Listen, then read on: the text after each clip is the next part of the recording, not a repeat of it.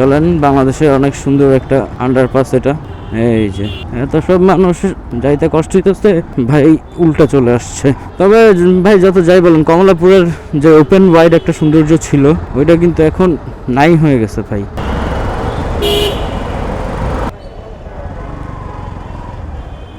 এগুলোকে ডাম্পিং এ দিছেন সব।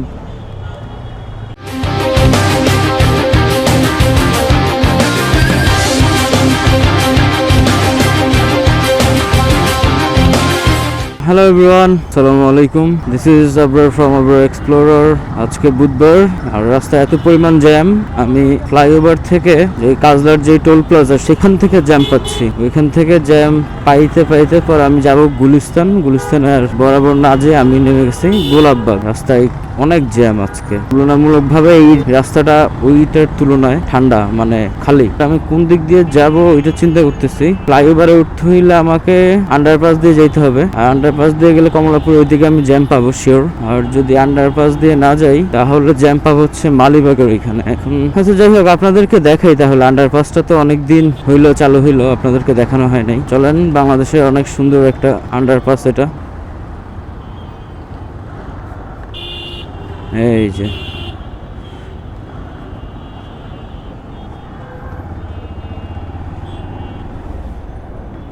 উফ, জোস বাতাস তো।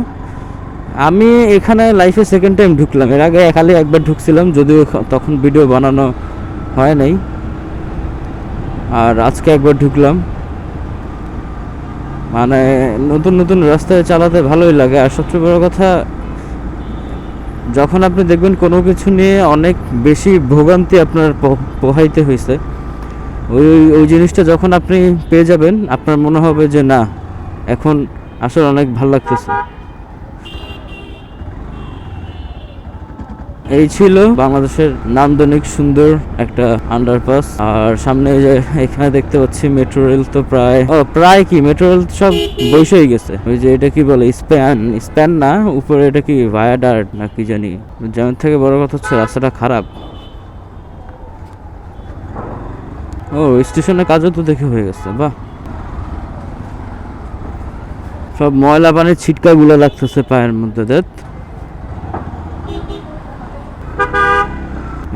এই যে হর্নটা দিল না, ওই কিন্তু ইচ্ছে করে দিছে এই হর্নটা। এই যে পিছে ক্যাডাটা সিএচআর, হ্যাঁ, ও হর্নটা ইচ্ছে করে দিছে। ও কি আসতে পারতেছে? ও যে হর্নটা দিল আমারে, ইচ্ছে করে দিছে ওই হর্নটা। জিনিসটা যদি ভালো মতো রাখার কোনো জায়গা পাইতাম না।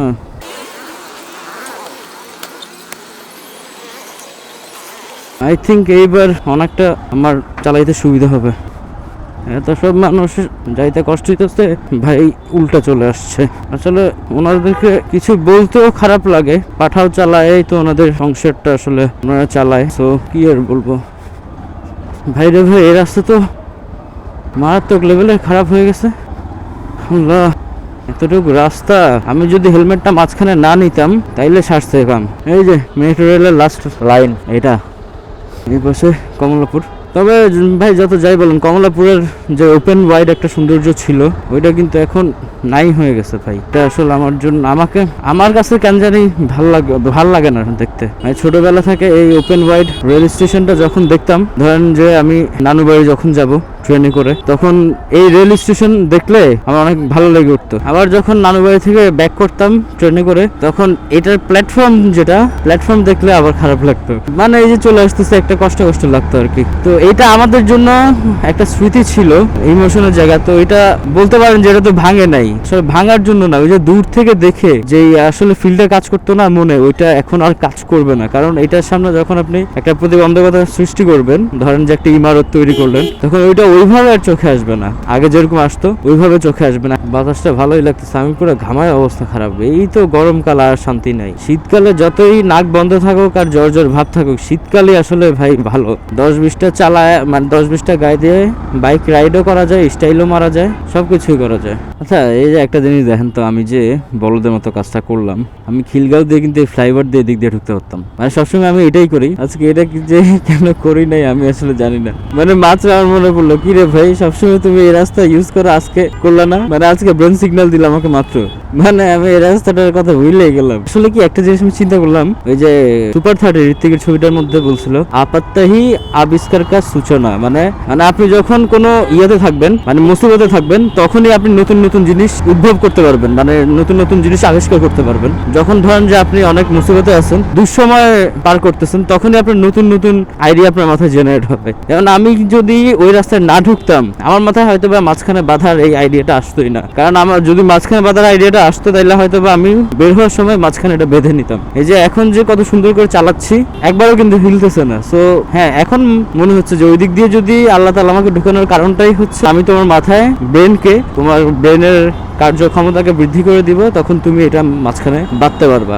এটাই হচ্ছে সাইন ফ্রম কামস টু আল্লাহ। তো এটাই বলতেছিলাম আর কি, যে ওই দিক দিয়ে যদি না ঢুকতাম তাইলে হয়তো বা আমার মাথায় এই বুদ্ধিটা আসতো না। কারণ রাস্তা ওটা খারাপ ছিল দেখে আমি টেনশনে ছিলাম যে এটা আমি এই খারাপ রাস্তায় চালাইতে আমার কষ্ট হয়ে যাবে। আমি দেখি কিছু করা যায় কিনা, এই যে করে ফেললাম। জাস্ট রুমালটা পেছনে রেখে দিছি। ছোটখাটো অনেক জিনিস আছে যেগুলো আমরা বুঝতে পারি না, ক্যাচ করে না অনেক সময় মাথায়, কেন জানি।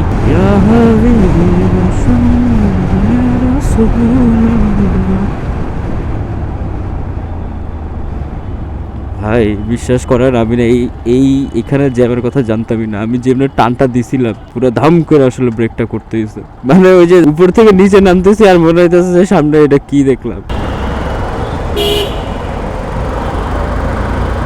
আসলে রাস্তার মাঝখান দিয়ে এই যে ম্যানহোল গুলো দেওয়ার কারণে প্রত্যেকটা যানবাহনই আসলে এটা এড়ায় যাইতে চায়, বিশেষ করে বাইকার তো অবশ্যই। এটার জন্যই আসলে অনেক সময় অনাকাঙ্ক্ষিত অনেক কিছু ঘটে যায়। অনেকক্ষণ জ্যামে বসেছিলাম ভাইরে ভাই, সেই বাংলা মোটর থেকে। আজকে মিরপুরে পুরোটা মানে ঢুকার থেকে জ্যাম। এই জায়গায় আমি কখনো জ্যাম পাইতাম না।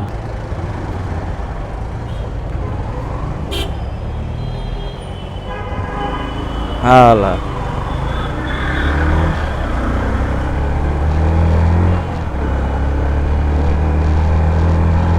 যা, তুই আমার আগে যা, দেখি কেমনে যাস। যা আগে যা হালা।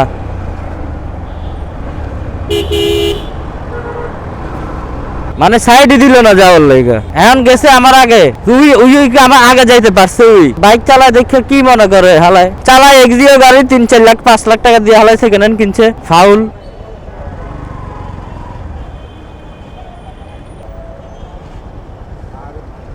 এগুলো কি ডাম্পিং এ দিছেন সব?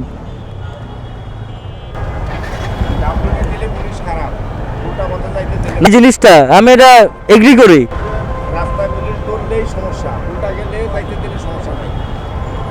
সবাই না, কিছু কিছু অটোওয়ালা আছে মারাত্মক খারাপ। এরা সবাই যদি খারাপ হতো তাহলে রাস্তাঘাট দুনিয়া এরকম চলতো।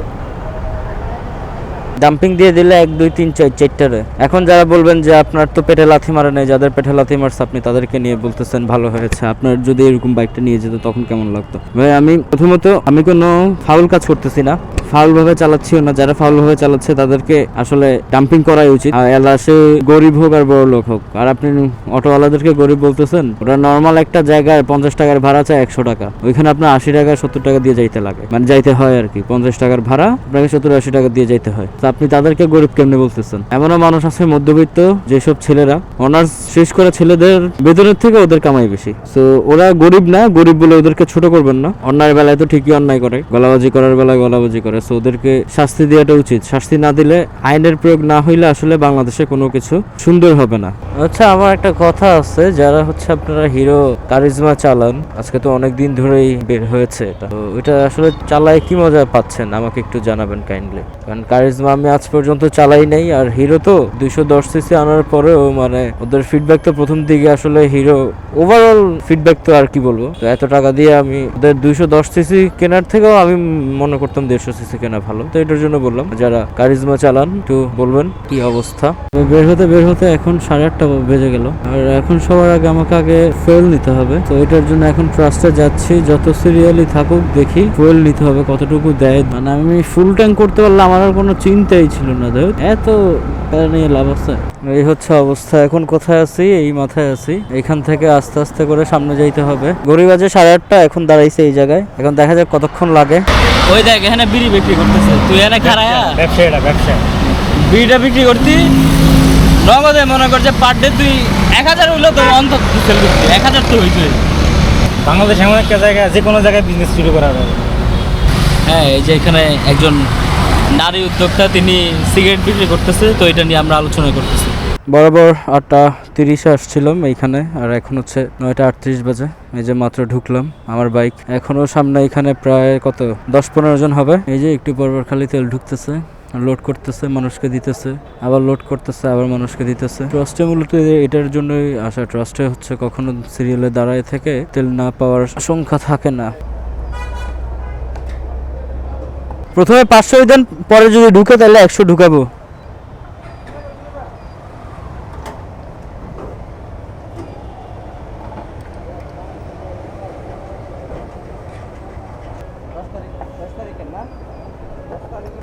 আলহামদুলিল্লাহ নিয়ে নিছি। ওয়াও, ফাইনালি ঘড়ি বাজে হচ্ছে 9:51।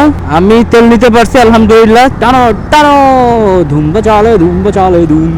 তেল নিবেন সবাই, প্যানিক না হয়ে নেন। আমার মতো পাবলিক যে সবসময় ফুল ট্যাঙ্ক কি করে, সে এতদিন ফুল ট্যাঙ্ক ছাড়া চলাফেরা করছে। তো আপনাদের উচিত আসলে তেলের সিচুয়েশনে প্যানিক না হয়ে কাজ করার। এটাই।